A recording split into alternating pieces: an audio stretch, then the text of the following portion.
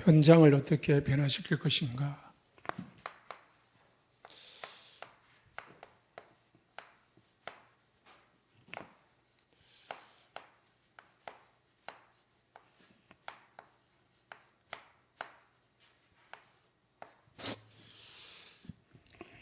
제6과입니다.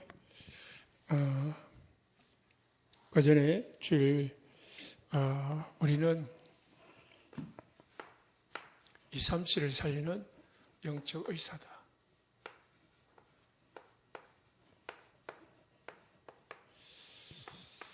각인되고 뿌리 내리고 체질된 게 있다. 언제부터냐? 오래전부터. 태어나기 전부터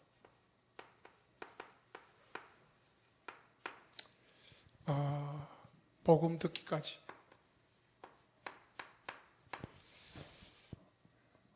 모든 사람들은 12가지 문제로 다 각인되고 뿌리 내리고 체질되어 있다는 거죠. 그러면은 치유가 뭐냐?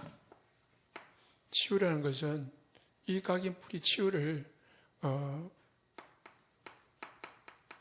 바꾸는 겁니다.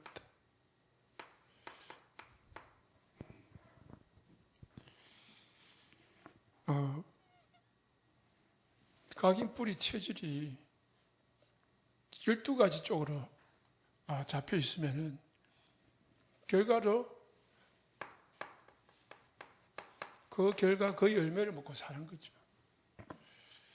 그래서 아무리 성공을 하려고 해도 행복하려고 해도 여기에서 못 빠져나가면 결과는 정해져 있는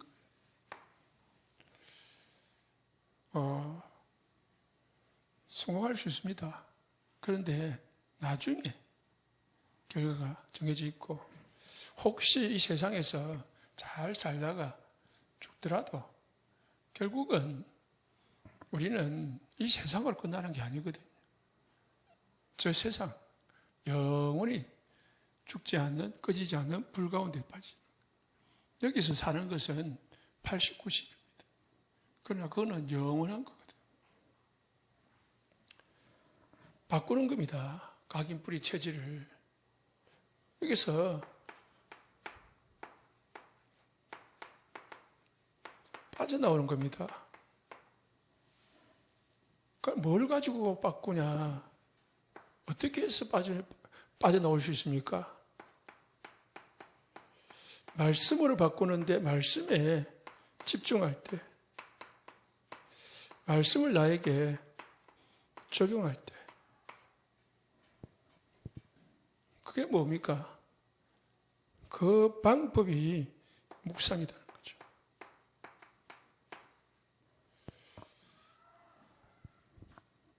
요즘 목사님 고요한 시간을 말하던데요.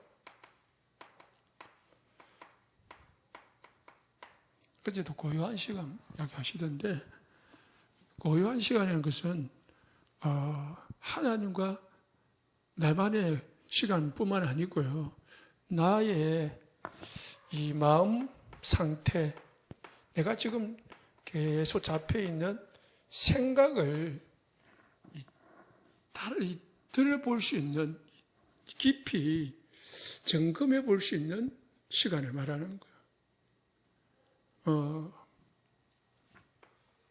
그러니까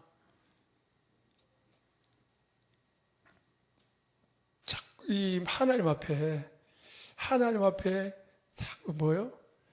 깊이 묵상하면서 생각하면은 하나님이 어디에요? 양심에 대답을 해준다는 거죠. 그게 우리가 사람 앞에 말하는 것은 멋있게 대단하게 할 수 있습니다.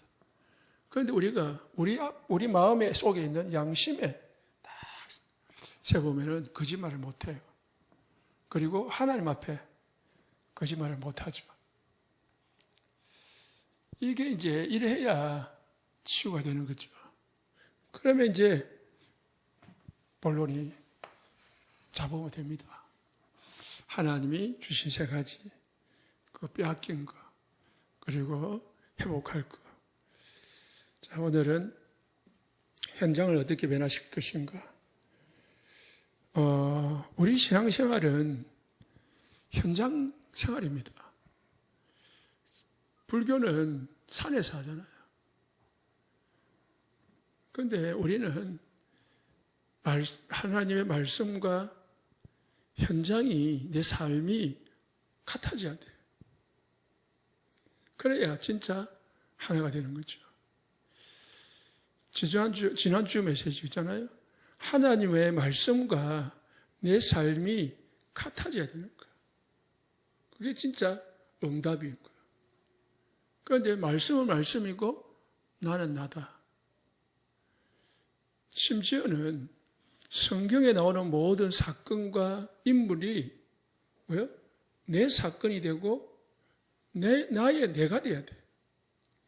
모세가 아니고 그 모세의 자리에 내가가 들어가야 되는 거예요. 요셉이 아니고요. 요셉의 자리에 내가 있다고 생각합니다. 그래야 말씀을 제대로 적용할 수가 있는 거죠. 그래야 문제가 오면은 적용할 수 있고, 혼자 있을 때에 적용할 수 있고, 그런 거죠. 우리는 따로거든요. 구약은 몇천 년 전에 있었던 성경 이야기, 신약은 2000년 전에 있었던 이스라엘 이야기. 그럼 나는 따로거든요. 현실은 현실은 현실로 살거든요. 그러다 보니까 이게 뭔가 안 맞는 거 있죠. 우리는 현장, 특히 우리 다락방은 현장 신앙생활을 하는 거예요. 교회 안에서만 아무리 잘해도요, 현장에 실패하면은 사단에게 못 이기는 거죠.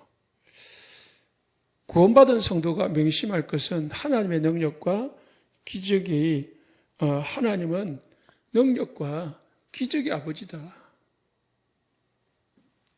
우리가 꼭 기억해야 될 것은 하나님은 뭐요? 능력과 기적의 하나님이다.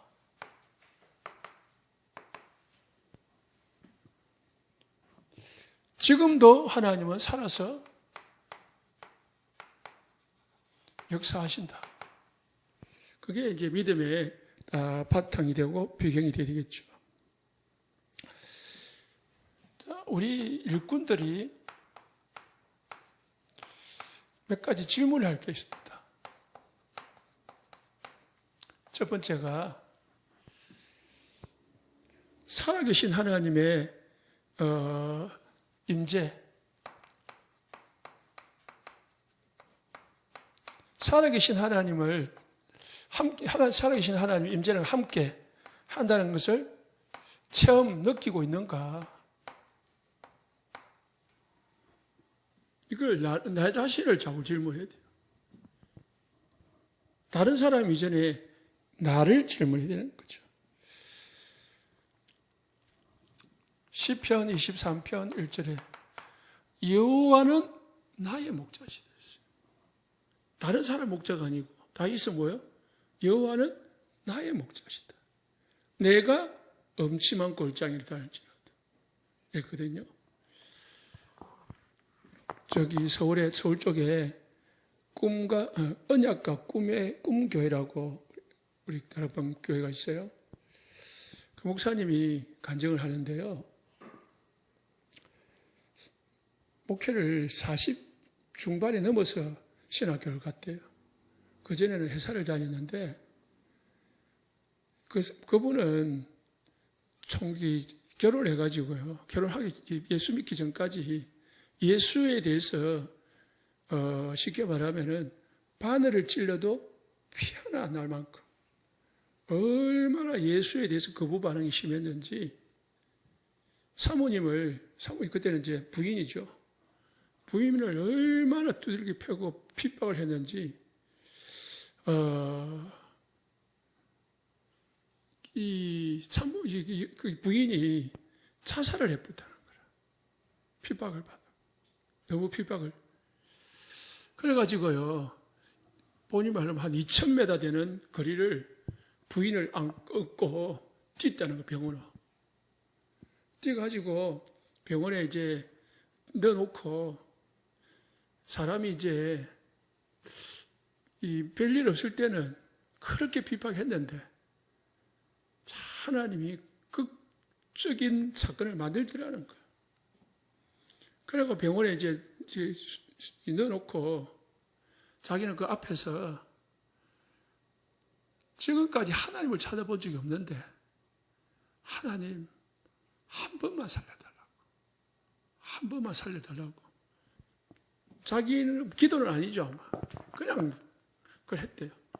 자기는 한 10분 정도 한 걸로 느꼈는데 시간을 보니까 2시간이 넘게 지내버더래요. 그래가지고요. 의사가 부르더래요. 병실에 이제 들어가 보라고. 병실에 그 수술실 들어가 보라고. 중환자실.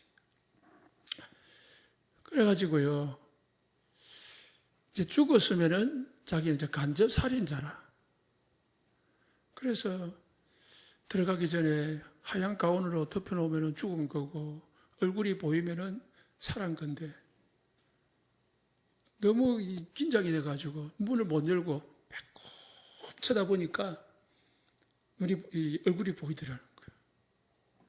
그래가지고 그 부위 침상 밑에 무릎 꿇고 잘못했다면서 용서해달라면서 그렇게 이제 빌었대요. 그러니까 이제 부인이 내 부탁이 있다는 거라. 나는 당신을 용서해 줄 그런 건 없다. 그러면서 부탁이 있다. 그게 뭐냐 하니까 내 예배 마음대로 드리게 해달라고 그렇게 하더래. 안 드리게 하면 이제 또 죽을 거니까 또 자살할 거니까 네 마음대로 해라. 그랬대요. 네 마음대로 드리라. 후회했대요. 주일만 드리라 해야 되는데 마음대로 드리려 하니까 막 새벽기도도 가고 수요일도 가고 금요일도 가고 막 산기도도 가고 막 가더라네. 후회가 되더라네. 그때에 자기가 하나님의 살아계심을 조금 체험해 봤다는 거라. 그리고 이제 세월이 흘러서 부인이 이제 얼마나 기도했겠습니까? 어떻게 믿었다는 말은 안 하던데, 그래가 이제 나이가 들어가지고 40 중반 돼가지고 이제 신학교를 갔어요. 직장을 다니면서 신학교를 야간으로 다니는 거예요. 그런데 이제 어느 날 교인들이 이 회사 마치고 자기 이제 학교 지금 시험 치러야 될 날인데 내일 모레가 시험 공부를 해야 되는데 이 집사님 몇 분들이 자기 보고 제가 저번에 이야기했죠. 삼각산 기도원 가자. 그러니까 나는 지금 시험이 있기 때문에 못 간다니까. 그러니까 차가 없다는 거야. 그러니까 차도 태워줄 거야 하고 같이 가자. 그러면 삼각산 이제 기도원을 먼저 갔는데 기도원을 가서 뺑 들어가지고 찬송을 하는데 자기는 교회를 간 지 얼마 안 돼가지고 찬송이 뭔지도 모르고 무슨 곡을 부르는지도 모르는데 몇 장 몇 절 말도 안 해주고 메들리로 부르더라네. 절대로 교회를 안 와야지. 기도 안 와야지. 이 예수쟁이들은 믿기는 믿지만은 무식하다면서 그렇게 생각을 했대요. 그러면 이제 기도가 끝나면은 집에 가야 되는데 끝나고 나니까 이제 산에 올라가자더라고요. 산기도로 가자더래. 그럼 산기도는 무슨 산기도냐 하니까 기도했으면 됐지. 산에 올라가면은 하나님하고 더 가까웠다. 그러니까 그 이치가 맞기도 하다 싶어서 따라갔대요. 따라가가지고 뭣도 모르고 딱 왔는데 시험을 쳤는데 공부도 안 했는데 올 장학금을 땄대. 자기 말대로는 그래가지고 또 하나님의 능력을 체험했다면서 그러더라고요. 이렇든 저렇든 우리가요, 여러분도 예수 믿으면서 그런 비슷한 체험이 있겠지만은 하나님의 능력을 체험해야 사람이 뭐요? 자기도 내려놓고 바뀌는 거예요. 그러지 아니하면은 안 바뀌어요.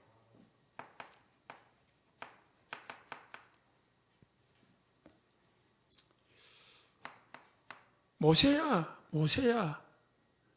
하나님이 어디에요? 뜰기나무 가운데서 모세를 부르는 거 있죠. 진짜 살아계신 하나님을 모세는 광야에서 40년 동안 그냥 혼자 있는 줄 알았는데 혼자 있는 게 아니고요. 모세 옆에는 하나님이 함께 계셨던 거예요. 하나님이 모세를 부르고 계시는 거예요. 모세야, 모세 하니까 모세가 내가 여기 있나이다. 과감해 보니까 불이 타는데 꺼지지 않는 거예요. 모세는 뭘 봤어요? 하나님의 능력을 봤어요. 그래도 금방 바뀌지 않거든요. 애굽 가라니까, 막상 애굽 가라니까 못 가겠다는 거지. 나는 나이도 많고, 말할 줄도 모르고, 입도 둔하고, 또 바로왕은 거대하고, 못합니다. 하나님 뭐 합니까? 내가 너와 함께 할 것이다. 지팡이 던져봐라. 손 품에 넣어봐라. 증거 딱 주는 거 있죠. 모세는 증거 가지고 가는 거죠. 이스라엘 백성들의 지도자로 서는 겁니다. 시편 23편 1절에 6절에 다윗이 뭐예요? 여호와는 나의 목자다. 내가 사망의 음침한 골짜기를 다닐지라도 두려워하지 않는 것은 뭐예요? 주께서 나와 함께하기 때문에 두려워하지 않는 것이다. 혼자 있으면 두렵겠지만 하나님이 함께하기 때문에 두려워하지 않는 거다. 그렇게 고백했죠. 창세기 39장 1절에 3절에 여호와께서 요셉과 함께 하심으로 요셉이 형통한 자가 되었다 했어요. 늘 요셉의 하나님의 인도와 계획 속에 살 수 있던 것은 하나님이 요셉과 함께 했고 요셉은 함께 하신 하나님을 어떻게 해요? 체험한 거죠. 늘 누린 거죠. 여호와께서 요셉과 함께 하심으로 보디발 집에 뭐예요? 복을 주신다. 하나님이 함께 하면은 다 되는 줄 믿습니다. 그걸 우리가 알고 아는 정도로 아니고 내가 믿고 체험한다면은 괜찮을 겁니다. 다니엘서 1장 14절에 3장 1절 14절에 다니엘의 세 친구들과 우리는 절하지 않습니다. 다시 기회를 줘도 우리는 절하지 않습니다. 하나님께서 우리를 건져주실 것입니다. 그리 아니해도 우리는 절하지 않습니다. 무엇입니까? 다니엘의 친구들은 하나님의 능력을 믿고 하나님의 살아계심을 믿고 우상이 뭔지를 아는 사람. 다니엘서 6장 10절에 다니엘은 죽음이 와도 사자굴에 던져진다 해도 하나님을 향하여 예루살렘을 하여 기도하는 것은 쉬지 않아야 됐습니다. 왜? 하나님이 살아계시다는 거예요. 사람이 내 인생을 좌우하는 게 아니고 누가요? 살아계신 하나님이 우리 인생을 좌우하고 우리 교회를 움직인 줄 믿습니다. 두 번째는 우리가 질문해야 됩니다. 내가 진짜 하나님이 살아계심을 하나님이 함께하심을 체험하고 누리느냐? 진짜 내가 성령의 역사를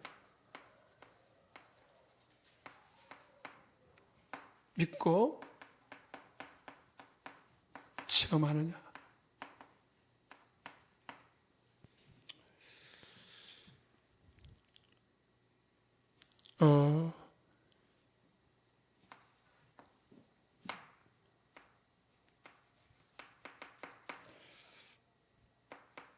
초대교회 성도들은 많은 사람이냐? 성령의 사람들이었어요. 사도행전 1장 8절에 이 언약의 말씀대로 성령의 충만을 받아가지고요, 성령의 역사로 성령에 의해서 움직여지는 사람들.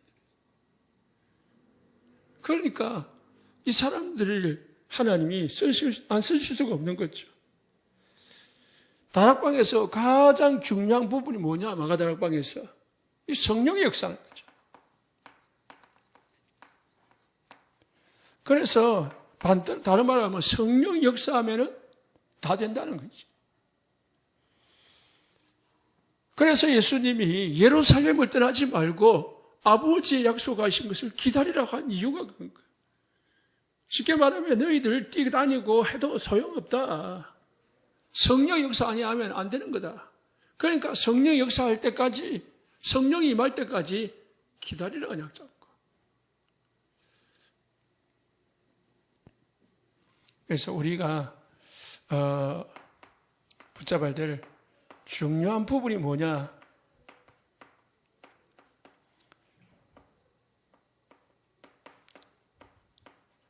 성령의 임재, 내주와 역사가 나타나도록 또는 나타날 때까지 뭔가 집중하는 겁니다. 말씀이나 기도나 찬양이나. 그냥 시지부지 하다가 바라보면 아무 그게 없어요. 예배를 드려도 성령이 역사하고 성령 임재하고 성령 역사하는 예배를 드려요.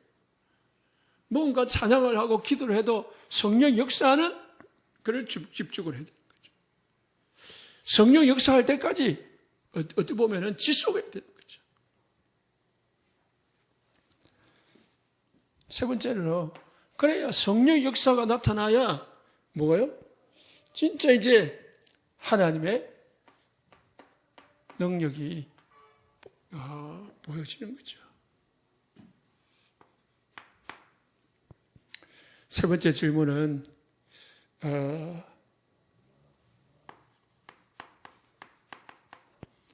진짜 내가 언약을 알고 있느냐? 언약의 비밀을 누리고 있는가?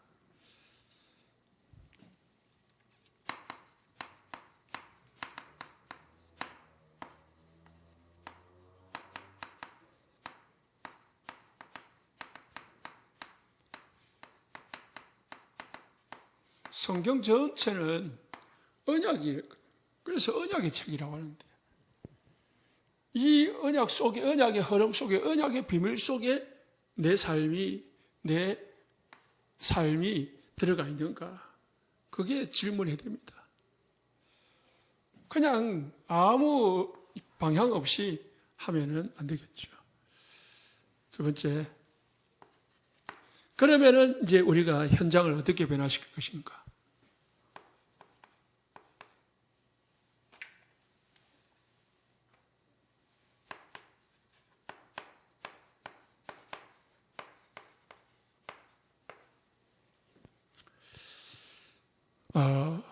우리 다락방 운동은 생명 운동입니다. 뭐니 해도 생명이 들어가지 아니하면은 안 되는 거고, 생명이 들어가면은 안 되는 것 같이 보여도 결국은 다 되게 돼 있다는 것이죠. 왜냐? 원래 하나님은 인간을 영적 존재로, 생명을 가진 존재로 만들었거든요.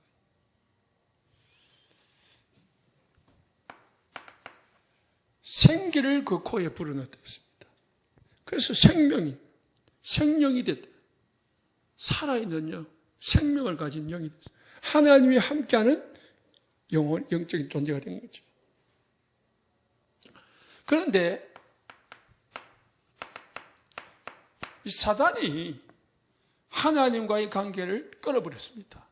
생명을 끊어버린 거죠. 그래서 생명을 어떻게 찾냐?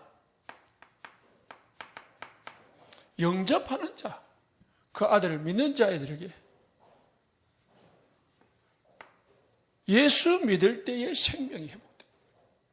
그래서 현장 운동은 생명 운동인데 생명 운동은 결국은 무슨 운동입니까? 그리스도 운동이다 이 말이에요.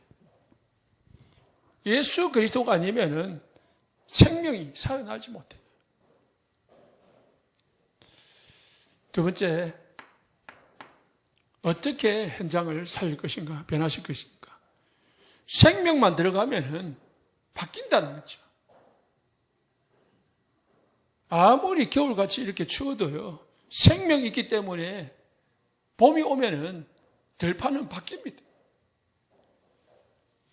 죽음같이 보이지만 생명이 있기 때문에 변화가 온다는 거죠. 그러니까 아까 그 목사님도 자꾸 부인이 기도해가지고 하나님의 생명이 들어가도록 만들으니까 어느 날 하나님 생명이 들어가니까 그 완악한 사람이 바뀌잖아요. 하나님의 능력에는 안 되는 게 없다. 안 되는 거는 내 수준이고 내 기준이지. 하나님이 역사하시고 성령이 역사해 보면은 안 되는 거 없다는 거. 우리는 자꾸 내 수준으로 생각하니까 포기를 하고 하다가 딴 걸 붙잡는 거죠. 그래서 우리는 생명만 심는데 집중하는 거죠. 생명 심어놓고 뭐 하면 됩니까?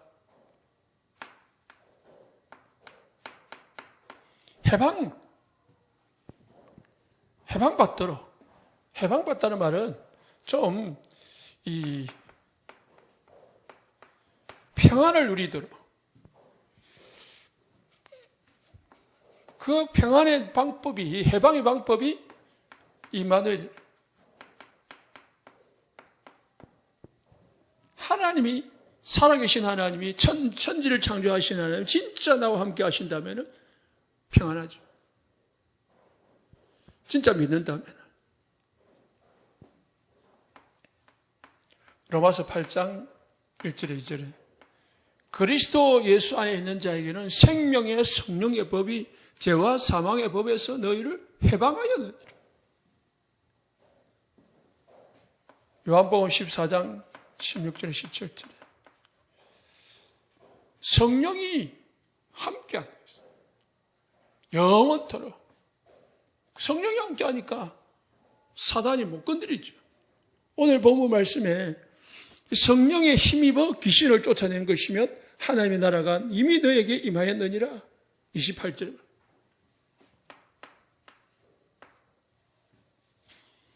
성령이 역사하면은 뭐가 쫓겨난다고요? 귀신이 쫓겨나고 악한 자가 떠나가는 거죠. 그때 뭐예요? 평안이 임하는 거죠. 하나님의 나라가 너에게 임하였느니라. 그래서 해방이라는 게 뭐냐? 예수가 우리 안에, 성령이 내 안에 그 하는 것이 해방이다. 그걸 진짜 믿는 것이 해방이다. 오늘 마태복음 12장 28절에 29절에 그랬죠? 세 번째는 어떻게 현장을 변화시킬 것인가? 이번 주 말씀이 나왔지만은 치유죠. 237을 빈 곳을 어떻게 해요? 치유할 때에 살릴 수가 있습니다. 여러 사람들이, 많은 사람들이 하나님 없다고 하는데요. 결국 그 사람들은 영적으로 병들고 정신과 마음이 병들고 결국은 육신적으로 지옥 가는 게 그들의 삶이거든요. 하나님 없다고 하는 공산주의, 하나님 없다고 한 이체, 하나님 없다고 하는 사람들 다 뭐예요? 결국은 그 결과를 맞는 거죠. 그래서 치유라는 것은 여러 가지 있지만은 결국은 가장 중요한 게 영혼 치유고, 영혼 치유 다음에 뭐가 중요합니까? 마음과 생각이 중요합니다. 제가 볼 때는 영혼은 기본이고 예수 믿고 생명 얻는 거 가장 중요한 거고, 해방받는 거 가장 중요한 건데, 그 다음에 뭐예요? 마음과 생각에 말씀이 들어가가지고 각인 뿌리 체질이 바뀌는 거예요. 이 각인 영혼이 평안하고 마음과 생각이 정상적이면은 뭐가 안 옵니까? 정신 문제 안 온다. 그 정신 문제가 왜 옵니까? 마음과 생각이 삐뚤어져 있는 거예요. 마음과 생각이 사단에게 잡혀 있는 거예요. 그러니까 자기 생각, 자기 마음, 자기 생각을 못 가지는 거죠.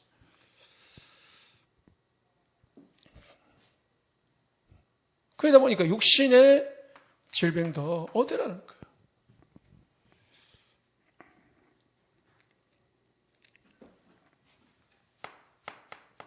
그래서 현장에 뭐 해야 됩니까? 예수 그리스도가 나타나도록.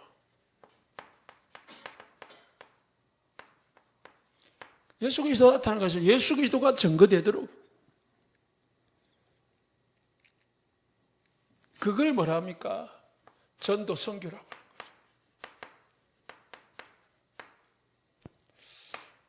오직 성령이 너에게 임하시면 너희가 권능을 받고 땅끝까지 이르러 증인되리라.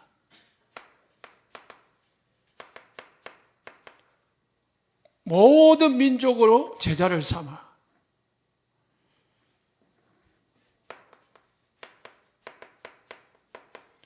만민에게 복음을 전해라. 20절에 주께서 함께 역사하사. 복음 전할 때에 주께서 함께 역사하고. 마태복음 20장 20절에 세상 끝날까지 너희와 항상 함께하리라.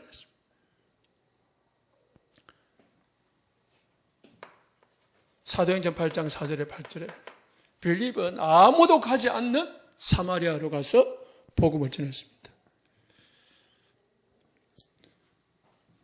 사도행전 3장 1절에 10절에 베드로는 아무도 할 수 없는 안진뱅이를 고치는 일을 했습니다. 뭐 가지고 했습니까? 방법이 없었습니다. 이 사람들은 의사가 아닙니다. 무슨 의사입니까? 영적 의사예요. 내게 있는 것 내게 주노니 나사렛 예수 그리스도 이름으로 일어나. 그러라 했는데 안진뱅이가 일어났습니다. 빌립이 사마리아 성에서 예수가 그리스도이심을 전하니까 귀신이 떠나가고 안진뱅이가 일어나고 중풍병자가 떠나갔다고 했습니다. 이들은 육신적인 의사가 아니고 복음 전했는데 육신의 병도 정신의 병도 치유되더라는 거예요. 그게 우리가 하는 치유 운동입니다. 우리는 병 고치는 운동이 아니고 영적 치유, 마음, 생각, 정신 치유. 따라오는 게 육신 치유, 삶 치유. 그래서 다섯 번째 우리 다락방 운동은 뭘 하는 거냐? 근본을 치유하는 게 다락방 운동입니다. 껍데기 하는 게 아니고요. 그래서 치유도 순수가 있습니다. 그건 대부분은 껍데기를 하거든요. 껍데기 아니고 순수를 바꾸는 거거든요. 막 기도해가지고 병부터 고쳐준다. 귀신부터 쫓아낸다 말이에요. 그런데 그 안에는 뭐가 없습니까? 알맹이가 없는 거죠. 이게 강한 자가 들어와, 먼저 강한 자를 결박하고 쫓아냈단 말입니다. 그런데 43절에 더러운 귀신이 사람에게서 나갔을 때 물 없는 곳으로 다니며 쉬기를 구하되 쉴 곳을 얻지 못하고 이에 이르되 내가 나온 내 집으로 돌아가리라 하고 와보니 그 집이 비고 소재되고 수리됐더니 주인이 없는 거예요. 딱 깨끗하게 청소는 되어 있는데 진짜 주인이 없는 거예요. 귀신이 나갔습니다. 깨끗해집니다. 이제 깨끗해지죠. 정신도 차리고 또 이제 마음도 좀 평안해지고 이제 좀 살만하단 말이에요. 그 예수 안 믿어도 이제 병을 안 가고 병을 안 가고 약 안 먹고 될 것 같이 보이거든요. 그게 된 게 아니라 이 말이에요. 그게 치유가 된 게 아니고 뭐요? 결국은 복음이 이 생명이 안 들어가 있고 능력이 안 들어가 있으면은 어찌 됩니까? 7마리가 들어가 가지고 뭐요? 그 사람의 나중 형편이 전보다 더욱 심하게 되느니라. 이 세대가 또한 이렇게 되리란 말이에요. 이 악한 세대가. 무슨 말입니까? 이 마지막입니다. 이 악한 세대가 우리한테도 이 모든 사람들에게도 이와 같은 일이 될 것이다. 그래서 근본 치유를 해줘야 되는 거죠. 근본 치유라는 게 뭡니까? 영접만 되는 게 아니고, 영접만 해가지고 되는 게 아니고, 이거 복음을 지속적으로 전해가지고, 말씀을, 그리스도를 복음 지속적으로 전해가지고, 각인 뿌리 체질이 바뀔 때까지 뭐요? 양육이 들어가야 된다는 거죠. 안 바뀌면은 결국은 결과는 이 각인 뿌리 체질대로 열매를 맺고 먹고 사는 거죠. 물론 구원은 받겠지만요. 그래서 세 번째는 결론 겸 세 번째는 우리는 전도자는 진짜 전도자는 다른 사람이 모르는 참 비밀을 가지고 있습니다. 우리는 전도하는 같이 보이지만은 영혼 치유자거든요. 그냥 성경 들고 다니는 것 같이 보이지만은 오직 복음만 전하는 하나님의 살아계심을 전하는 뭔가 불신자가 모르는 뭔가 비밀을 가지고 있는 자여야 됩니다. 그래서 우리 나름대로 내 나름대로의 증거를 가지고 있어야 돼요. 여러분 개인 나름대로 증거를 가지고 있어야 되고 그 속에서 이유를 가지고 있어야 됩니다.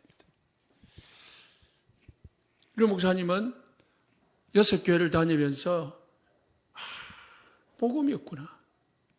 그거를 보면서 그 증거를 보면서 현상을 보면서 뭘 깨달았냐? 오직 복음만 전해야 되겠구나. 또 중고등학생들한테 대학생들한테 오직 복음만 조금 전해보니까 역사가 일어나더라는 거야. 애들이 바뀌더라는 거야. 그 초등학생들이 중학생들이. 자기는 잘 믿지도 않았지만은 어느 날 귀신 들린 아이가 있어가지고 영접만 시키고 왔는데 나중에 보니까 아이가 멀쩡해져 왔더라는 거야. 그러면서 뭘 발견했냐? 그 증거들을 보면서 오직 복음만 전해야 되겠다는 이유를 가지게 됩니다. 7 렘넌트들은요, 시대 문제 속에서 뭘 붙잡았냐? 참 이유를 붙잡았습니다. 아까 다니엘이 이야기했죠. 우리 민족이 우상숭배하다가 우리가 이렇게 포로로 잡혀온 거 아니냐. 그래서 다니엘서 1장에부터 뭘 했습니까? 우상제물 안 먹기로 뜻을 정했다 했어요. 그냥 뜻을 정한 게 아니에요. 이유가 있기 때문에 안 먹은 거거든. 그냥 안 먹은 게 아니고 분명한 지금까지의 증거를 봤거든요. 무슨 증거입니까?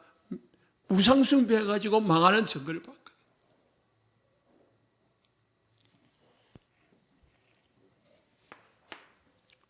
일곱 렘넌트들은 그렇기 때문에 뭐예요? 증거 붙잡고 이유를 가지고 생명 걸었던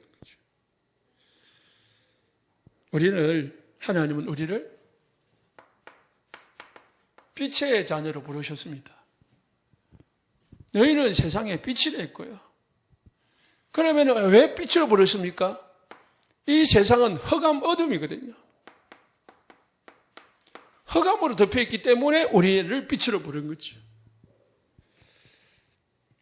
이사야서 10장 1절에 2절에 일어나라 빛을 발하라 여호와 영광이 네 위에 임하였느니라. 빛을 발할 때에 모든 동방으로부터 서방으로부터 먼 데로부터 모여드는 역사가 있더라는 것입니다. 사도행전 9장 아나니아가 다메섹에서 빛을 발하고 있었던 거예요. 그러니까 하나님이 사울을 꺾어가지고 아나니아에 붙인 것입니다. 우리가 지역에서 각 가정에서 우리가 각 있는 곳에서 빛을 발하고 있으면 하나님의 어둠에 있는 사람들을 불러 모아주는 거지. 나방이 많이 있으면은, 불을 켜놓으면은 거의 모여들듯이. 그래서 우리는 조금만, 진짜 조금만, 정확하게 하면 됩니다.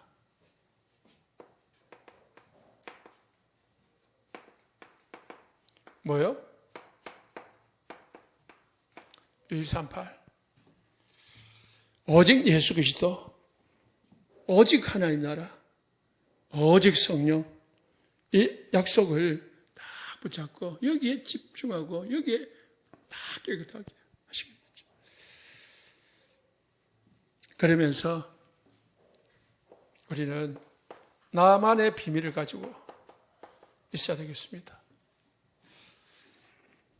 말씀을 붙잡고 기도가 되어지고, 그리고 하나님과의 24시